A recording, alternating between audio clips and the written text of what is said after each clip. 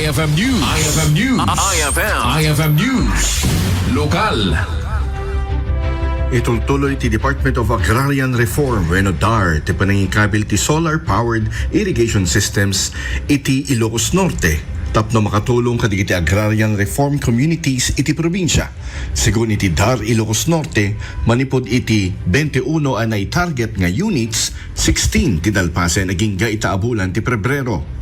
Inrakurak ni Chief Agrarian Reform Program Officer Romel Aquino nga namnamain da amailipas ken may tulod amin digiti proyekto sakbay ti panagpatingga ti tawen.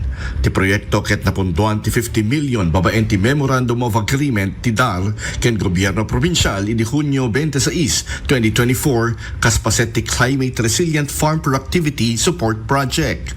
Según iti DAR, babaen ti solar irrigation mabalin a mapabasit iti agarop 60% ti gastos ti mannalon ta saanen a kasapulan ti gatang ti gasolina para iti generator sets.